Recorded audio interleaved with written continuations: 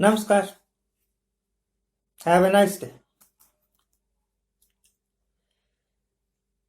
अजीब सी सिचुएशन है आजकल हिंदुस्तान में। एक तरफ सरकार है जो डटी हुई है कि हम किसानों का भला करके हटेंगे। ये बिल, एग्रीकल्चर बिल, ये नए नियम लागू करेंगे। ये किसान के फायदे के वास्ते है और किसानों की आय दुगनी हो जाएगी और पता नहीं क्या क्या लफाफेबाजी। दूसरी तरफ किसान है। इस वक्त तो दिल्ली में लाखों की तादाद में किसान पहुंचे हुए हैं। सिर्फ पंजाब के ही नहीं है, जम्मू के भी हैं, राजस्थान के भी, यूपी के भी है, हरियाणा के तो है ही है। किसान कहते हैं कि महाराज हमें नहीं चाहिए आपका ये सुधारवाद, हमें हमारे हालात पर रहने दो। हम नहीं चाहते कि आप हमारे वास्ते कुछ भी करें। हमारा भला करने की जरूरत नहीं है, सरकार को और बहुत सारे काम है वो कर ले। सरकार को चाहिए कि जो ग्रोथ रेट -24% चला गया था, जो थोड़ी बहुत इज्जत बची भी थी ना उन दिनों, वो सिर्फ एग्रीकल्चर के कारण ही बची थी। बाकी सारे प्रोजेक्ट तो ठप हो गए थे, ग्रोथ के रास्ते सरकार ने बंद ही कर दिए थे। लगभग -24% जीडीपी की ग्रोथ रेट, उसको बढ़ा लो। और बहुत सारे काम है सरकार के पास, तो काम ही काम है। चाइना के साथ बात करके जो हर रोज कन्फ्रंट्रेशन रहती है उसको खत्म कर लो। पाकिस्तान के साथ बात करके पीओके का मसला हल कर लो। There are so many. सरकार, गवर्नमेंट ऑफ इंडिया के पास तो समस्याओं का अंबार लगा हुआ है, अगर वो हल करना चाहे तो। परंतु सरकार डटी हुई है, जिद पकड़े हुए है कि नहीं, भला तो किसानों का ही करना है। आपको पता है हिंदुस्तान में कम से कम 5 करोड़ भिखारी लोग हैं, उनका पुनर्वास करवा दो। यह जो माइग्रेंट लेबरर्स हर साल बिहार और यूपी से भागते हैं, कभी बॉम्बे की तरफ और कभी पंजाब हरियाणा की तरफ, रोजी रोटी रोजगार की तलाश में, उनके वास्ते कोई काम कर दो। कुछ ऐसे प्रोजेक्ट शुरू कर दो कि बिहार के मजदूरों को बिहार में ही काम मिल जाए, यूपी के मजदूरों को यूपी में ही काम मिल जाए। क्यों नहीं करती सरकार ऐसे काम, जिससे प्रोडक्शन भी बढ़ेगी, एम्प्लॉयमेंट भी बढ़ेगी और सरकार का रुतबा भी बढ़ेगा कि वाह वाह क्या काम किया, कितनों को रोजगार दे दिया। जो प्राइवेटाइजेशन सरकार कर रही है, कभी रेलवे, कभी एयरपोर्ट्स बेच रही है, उनको बेचने की बदौलत उनको और मजबूत कर दो। कितना बड़ा काम है। क्यों हुआ कि जियो एक private company mobile phone sector में बहुत तरक्की कर गई और बीएसएनएल, एमटीएनएल फेल हो गई? क्यों हुआ? इतनी पुरानी कंपनी बीएसएनएल, इतनी पुरानी कंपनी, वो फेल क्यों हो गई आपके राज में? और जियो कामयाब क्यों हो गई 3 साल के अंदर? 3 साल पहले जियो का कोई नाम नहीं जानता था। तो अगर सरकार चाहे तो वह क्या नहीं कर सकती। बीएसएनएल का पुनर्वास करो, उसको रिनोवेट करो, सब कुछ ठीक ठाक कर दो। हजारों लोग जो बीएसएनएल में एम्प्लॉयड हैं, उनकी रोजी रोटी बनी रहेगी और दुनिया को अच्छी सर्विस भी मिलेगी। वो क्यों नहीं करते? रेलवे को प्राइवेट हाथों में देने की बदौलत रेलवे को और मजबूत क्यों नहीं करते? इंडिया में इतनी ज्यादा करप्शन है, एक पटवारी से लेके एक पुलिस कांस्टेबल तक सब रिश्वतखोर। करप्शन दूर कर दो, करप्शन के नाम पर ही तो आप आए थे।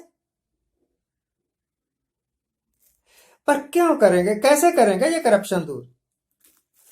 जिन लोगों के सहारे ये सरकार बना के बैठे हुए हैं, 303 एमपी, उनमें से आधे से ज्यादा तो करप्ट हैं। बहुत सारे ऐसे एमपी हैं जिनके ऊपर क्रिमिनल केसेस चल रहे हैं। अपराधियों का सहारा लेके, करप्ट लोगों का सहारा लेके जो लोग सरकार चला रहे हैं, उनसे यह उम्मीद कैसे की जा सकती है कि वो कोई अच्छा काम करेंगे? इनका वो बुढ़ा क्या, अन्ना हजारे, बीएसएनएल, वैसे वो स्पॉन्सर्ड ही क्या कहते हैं, बीजेपी के द्वारा था। बीजेपी के द्वारा, अन्ना हजारे आरएसएस के द्वारा था। लोकपाल बिल लाएंगे, 6 साल हो गए आज तक तो लाए नहीं।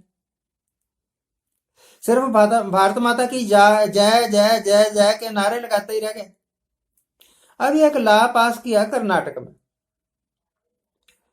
पशुधन के बारे में। एक मंत्री साहब गाय को खड़ी करके उसकी पूजा कर रहे हैं, और जोत जगा के ऐसे करके घी का दिया जला के। एक गाय को क्या समझ कि क्या हो रहा है? ऐसे पखंड करने की बदौलत ये जो रुलती हुई गाय हैं, रुलते हुए पशु सड़कों पर घूम रहे हैं, उनको कंट्रोल कर लो। थाली घुमा के पूजा करने से कुछ फायदा थोड़ा होना। देखिए, इन्होंने कहा थाली बजाओ, ताली बजाओ, बैटरी से, फ्लैश गन से लाइट जगाओ, 9 बजे बत्तियां सारी बुझा दो। बड़ा कुछ कहा ना कि कोरोना भाग जाएगा। भागा कोई कोरोना कराना? अगर कोरोना था और अगर ये आपके टोटके सही थे तो कोरोना तो खत्म हो जाना चाहिए था।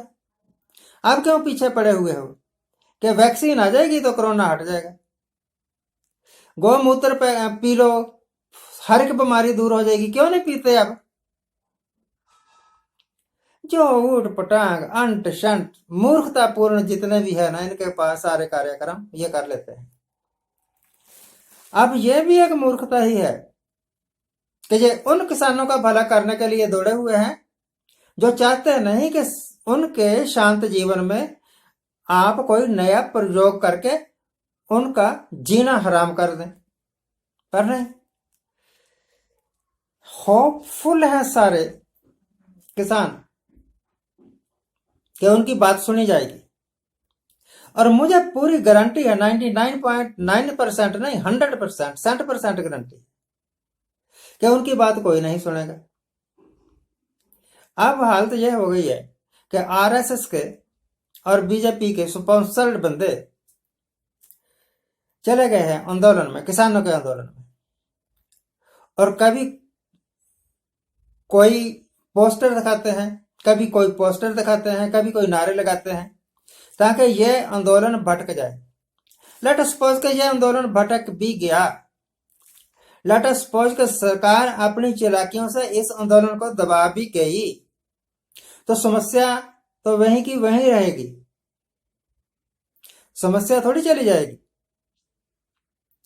सीएए के संबंध में इन्होंने कुछ चालाकियां की और शाहीन बाग का आंदोलन जो है ना वो दबा दिया। इसी तरह ये चालाकियां करके किसान आंदोलन भी दबा देंगे, मुझे ऐसा लगता है।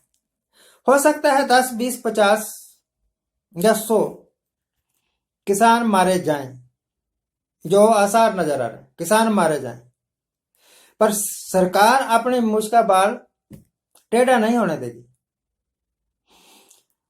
वो सरकार जो लोगों की बात नहीं सुनती, वो सरकार जो पहचान ही नहीं सकती कि कौन अपना है कौन पराया, उस सरकार को सरकार में रहने का कोई हक नहीं है। हमें ऐसा लगता है, किसानों को ऐसा लगता है कि ये सरकार या तो वो इंडियन लोग नहीं है या फिर हिंदुस्तान की सरकार फॉरनर्स है, विदेशी है। खालिस्तानी कह रहे हैं, किसानों को खालिस्तानी कह रहे हैं, और जब खालिस्तानी आए थे तो आप छुपते फिरते थे। आज के लिए इतना ही। आज जिनका जन्मदिन है उनको हैप्पी बर्थडे। आज जिनकी मैरिज एनिवर्सरी है उनको बहुत बहुत शुभकामनाएं। सदा सुखी रहिए, आनंद प्रसन्न रहिए। Thank you very much for watching.